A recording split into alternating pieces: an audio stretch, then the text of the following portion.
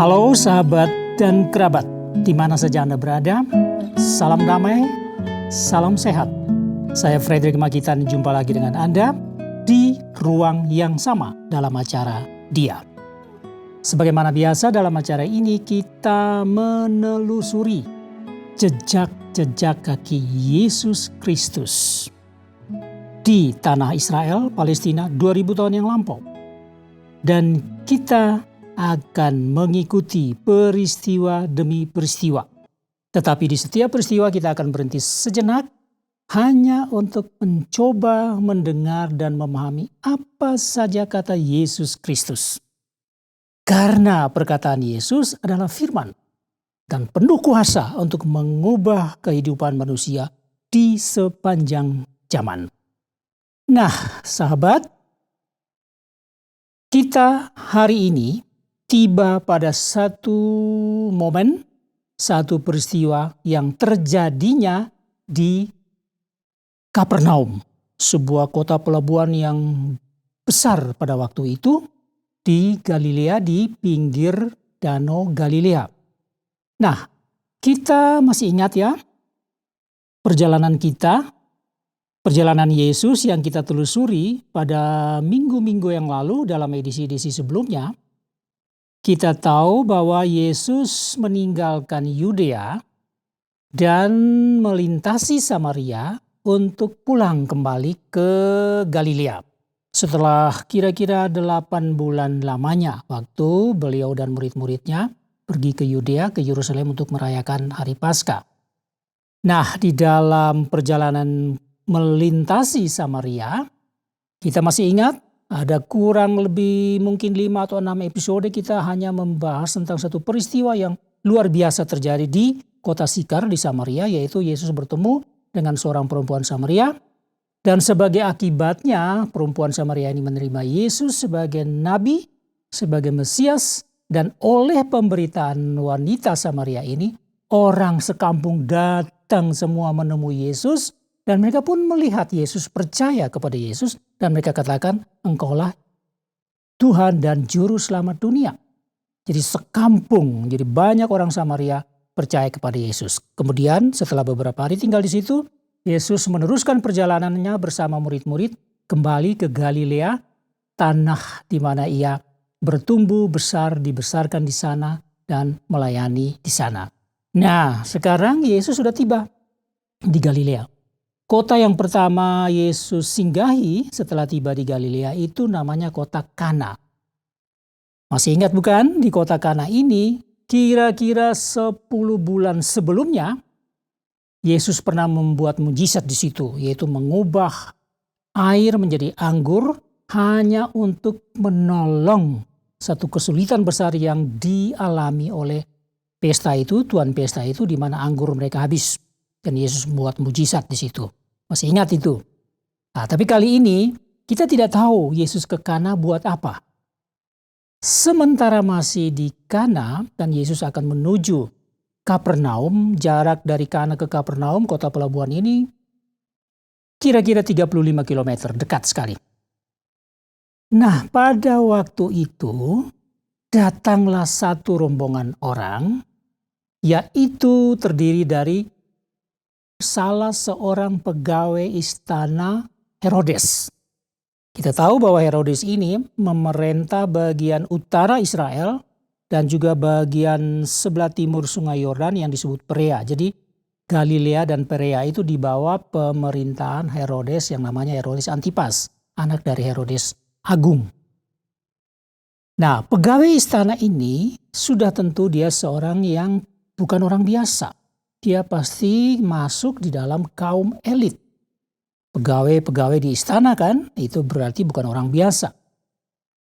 Dia tergesa-gesa datang bersama beberapa pengawalnya, pembantunya untuk menemui Yesus. Yang dia pohonkan dari Yesus adalah, Yesus Tuhan tolong datang ke rumahku, menyembuhkan anakku yang sedang sakit hampir mati.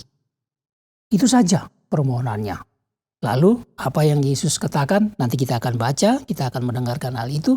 Dan kemudian terjadi dialog dan terjadi satu peristiwa. Sebelum kita teruskan, saya ingin membacakan dulu ayat-ayat yang menjadi dasar dari fokus pembicaraan kita hari ini. Dan itu diambil dari Yohanes pasal 4 ayat 43 sampai 54, yaitu kisah tentang Yesus menyembuhkan anak seorang pegawai istana. Dan perkataan Yesus yang akan menjadi tema yang akan kita soroti pada hari ini, yaitu perkataan Yesus kepada pegawai istana ini. Yesus katakan, "Pergilah, anakmu hidup." Nah, now get your message. Saya bacakan dulu ya. Yohanes pasal 4 ayat 46 sampai 48. Dan di Kapernaum ada seorang pegawai istana, anaknya sedang sakit. Ketika ia mendengar bahwa Yesus telah datang dari Yudea ke Galilea, pergilah ia kepadanya lalu meminta supaya ia datang dan menyembuhkan anaknya, sebab anaknya itu hampir mati. Maka kata Yesus kepadanya, "Jika kamu tidak melihat tanda dan mujizat, kamu tidak percaya." Pegawai istana itu berkata kepada Yesus, "Tuhan, datanglah sebelum anakku mati." Kata Yesus kepadanya, "Pergilah, anakmu hidup." Orang itu percaya akan perkataan yang dikatakan Yesus kepadanya, lalu pergilah. Ketika ia masih di tengah jalan, hamba-hambanya telah datang kepadanya dengan kabar bahwa anaknya hidup. Itu beberapa, saya tidak membacakan semuanya, tapi beberapa hal yang akan menjadi dasar dari renungan kita. Kita ingat kata-kata Yesus di sini. Yang pertama kepada orang atau pegawai istana ini, "Jika kamu tidak melihat tanda dan mujizat, kamu tidak percaya." Yesus langsung melihat apa yang ada di dalam pikiran atau hati orang-orang pada umumnya yang memang melihat Yesus bukan sebagai apa yang diharapkan. Tapi mereka melihat hanya sebagai seorang tabib yang menyembuhkan orang sakit, seorang pembuat mujizat di mana tidak ada orang lain di Israel pada zaman itu yang sama seperti Yesus. Hanya itu. Lalu makanya Yesus katakan, "Jika kamu tidak melihat tanda dan mujizat, kamu tidak percaya." Dan orang ini tidak bisa bilang apa-apa. Ya memang begitu keadaannya. Tapi karena fokus dia bukan pada soal-soal yang lain. Tapi dia hanya satu, yaitu dia ingin memohon kepada Yesus supaya datang menyembuhkan anaknya sebelum anaknya mati. Nah ini masih 35 kilometer. Itu membutuhkan bisa sehari perjalanan jalan kaki waktu itu. Lalu kata Yesus yang mengikuti itu adalah, "Pergilah, anakmu hidup." Jadi Yesus tidak jadi pergi. Kamu yang pergi, pulang ke rumahmu. Anakmu itu hidup. Lalu orang ini percaya akan perkataan Yesus. Waktu masih di tengah jalan kita baca tadi, dia sudah dikejar lagi, ditemui oleh hamba-hambanya. Katakan bahwa anaknya hidup. Dalam ceritanya, katakan dia bertanya, "Itu kira-kira jam berapa?" Mereka bilang kira-kira jam siang, jam 12 atau jam 1. Dalam cerita itu, pada jam itulah Yesus mengatakan, "Pergilah, anakmu hidup." Nah, tentu apa yang perlu kita renungkan. Kita akan coba memikirkannya. Kalimat ini hanya terdiri dari 3 kata saja. Pergilah, anakmu hidup. 3 kata. Yesus tidak bikin apa-apa. Pergi, anakmu hidup. Ini kan satu bagi setiap orang atau manusia biasa, ini sebuah tantangan yang besar. Bisakah saya pulang dan yakin bahwa memang anak saya tidak mati? Hanya dengan perkataan Yesus 3 kata. Jikalau Yesus pergi, sudah ada harapan. Sama saja seperti kalau kita sakit ke dokter. Belum dapat obat, belum apa-apa. Begitu dokter baru tanya-tanya, periksa dengan stetoskop, kita rasa sudah mulai sembuh. Jadi ada tindakan-tindakan yang membuat orang percaya bahwa sesuatu akan terjadi untuk kepentinganku, untuk kesembuhanku. Nah, pada orang ini, pegawai istana ini berhadapan dengan Yesus. Yesus tidak bikin apa-apa. Pergilah, anakmu sembuh. Bagaimana dia masuk di dalam satu wilayah keyakinan iman yang betul-betul menantang dia dalam hal apa yang disebut beriman. Ya. Jadi kita beriman bisa saja di depan kita ada obat-obat, ada makanan, dan itu membantu kita menguatkan iman kita dan bersyukur Tuhan menyediakan semuanya itu. Tetapi ini tidak ada apa-apa. Nah, coba kita merenungkan lebih jauh. Apa sebenarnya di balik kata-kata Yesus yang Yesus ingin nyatakan, ekspresikan, dan mengharapkan supaya pegawai istana ini memilikinya? Yang pertama, kita tahu di sini bahwa pegawai istana itu sudah pasti tidak disukai oleh banyak orang. Biasalah orang-orang elit itu hidupnya mewah, baik, sedangkan rakyat jelata ini sangat susah. Pada zaman itu di bawah penjajahan Romawi. Orang bisa menilai lebih baik orang-orang semacam itu tidak diapa-apain, tidak disembuhkan, biarkan mereka mati. Kalau itu pemikiran rakyat jelata karena mereka jengkel. Tapi Yesus tidak. Dia tidak membeda-bedakan strata kehidupan manusia, baik itu sosial, ekonomi, politik, dan sebagainya. Dia melihat semua sama. Dia tidak suka kalau orang berbuat jahat. Tetapi moralitas orang-orang juga tidak serta-merta menghalangi Yesus untuk berbelas kasihan. Maka dia datang kepada Yesus dan Yesus tidak membedakan, menerima dia apa adanya. Berikutnya, Yesus juga ingin melihat kebutuhan seseorang yang disampaikan. Tentu saja Yesus melihat motivasinya. Apakah motivasinya benar? Permohonannya dengan motivasi yang benar? Apa dia pura-pura? Dia mau coba-coba? Apakah dia dengan tulus dan ikhlas hatinya? Dan Yesus dapati bahwa orang ini datang dengan rendah hati, tulus, ikhlas, dengan motivasi yang benar. Hanya satu, yaitu supaya anaknya disembuhkan. Berikut, Yesus ingin melihat apakah seseorang sungguh menyadari persoalannya dan sekaligus sadar akan ketidakberdayaannya. Dan Yesus mendapati orang ini benar-benar dia sadar akan persoalannya. Karena itu dia begitu mendengar Yesus sudah kembali dari Yudea, yang sudah tiba kembali di Galilea, dia tidak segan-segan meninggalkan segalanya. Dia datang mencari Yesus dalam jarak kira-kira 35 kilometer. Dia datang saja. Jadi orang ini didapati oleh Yesus sebagai seorang yang sungguh menyadari persoalannya, menyadari ketidakberdayaannya.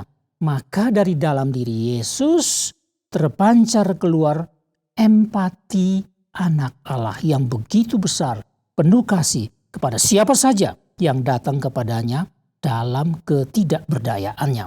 Berikut, Yesus juga ingin menunjukkan dirinya kepada pegawai istana ini atau kepada siapa saja yang datang kepadanya. Dia ingin menunjukkan dirinya bahwa dia adalah anak manusia sejati, tetapi memiliki sifat-sifat Allah yang kudus dan penuh kasih. Dan Yesus ingin juga menyatakan dirinya sebagai anak Allah yang memiliki kuasa. Dia adalah anak tunggal Allah yang kepadanya diberi segala kuasa. Kuasa ilahi, kuasa dari Allah Bapanya. Dan tidak ada orang lain yang memiliki kuasa seperti yang Yesus miliki. Yesus ingin menyatakan ini, mengekspresikan ini semua di hadapan pegawai istana ini. Yesus juga ingin melihat bahwa seseorang sungguh percaya bahwa Yesus memiliki kuasa. Dia tidak hanya begitu, tapi dia ingin supaya memang betul-betul orang percaya bahwa Yesus punya kuasa. Dan Yesus mendapati di dalam orang ini, dia memang percaya bahwa Yesus memiliki kuasa. Hanya Yesus. Yesus melihat hatinya, melihat pikirannya. Lalu Yesus ingin juga melihat sampai sejauh mana kadar imannya dan kadar penyerahan diri. Apakah ini total, sepenuhnya, sehabis-habisnya, atau separuh-separuh? Jadi beriman campur ragu-ragu. Tapi ternyata Yesus melihat dan mendapati dia sungguh punya iman dan penyerahan diri yang total, sepenuhnya, tidak sisa sedikit pun yang ia simpan di dalam dirinya. Maka akhirnya Yesus mengatakan kepada pegawai istana itu, "Pergilah, anakmu hidup." Perkataan Yesus ini diucapkan dari jarak jauh, tanpa bertemu muka dengan anak yang sakit itu, tanpa menyentuh tubuh dari anak yang sakit itu. Dan anak pegawai istana yang sakit parah itu langsung sembuh seketika itu juga, walaupun dalam jarak yang jauh. Saya mau tambahkan satu hal. Apa yang bisa kita pelajari, kita jadikan makna, pengetahuan, pengertian, dan menjadi bahan perenungan kita. Kita juga bisa belajar dari pegawai istana ini yang tadinya bukan orang yang percaya kepada Yesus Kristus. Orang ini tidak membiarkan kehidupan elitnya. Strata yang tinggi, strata sosial, ekonomi, politik yang tinggi itu menjadi hambatan baginya untuk beriman kepada Yesus. Sama sekali tidak. Jadi dia tidak memperhitungkan semua faktor lebih dalam hidupnya yang akan menghalangi dia untuk datang dan berserah kepada Yesus. Walaupun dia tahu Yesus tidak lebih dalam pandangan dia, mungkin hanya seorang pemuda dari Galilea, dari Nazaret. Tapi dia datang kepada Yesus, menanggalkan semua faktor lebih pada dirinya. Orang ini percaya bahwa hanya Yesuslah yang sanggup menyembuhkan anaknya. Tidak ada yang lain. Satu-satunya. Ini dia. Orang ini juga dengan segala kerendahan hati saat berhadapan dengan Yesus. Walaupun dia tahu mungkin dia lebih dari satu sudut pandang, dia tuh lebih dari Yesus. Tapi ternyata tidak. Dia adalah seorang yang sangat rendah hati dalam berhadapan dengan Yesus. Bahkan dia memanggil Yesus Tuhan. Panggilan ini tidak gampang diucapkan pada saat itu. Dan orang ini sadar betul bahwa dirinya tidak ada apa-apanya di depan Yesus yang diakuinya sebagai Tuhan. Maka layaklah dia menerima perkataan Yesus. Pergilah, anakmu hidup. Baiklah sahabat, sampai di sini dulu jumpa kita. Semoga Anda ada lagi sentuhan surgawi buat Anda di hari yang baru ini. Terima kasih atas perhatian Anda dan saya Frederick Makitan. Pamit dulu. Get your message. Have a good day and see you next time.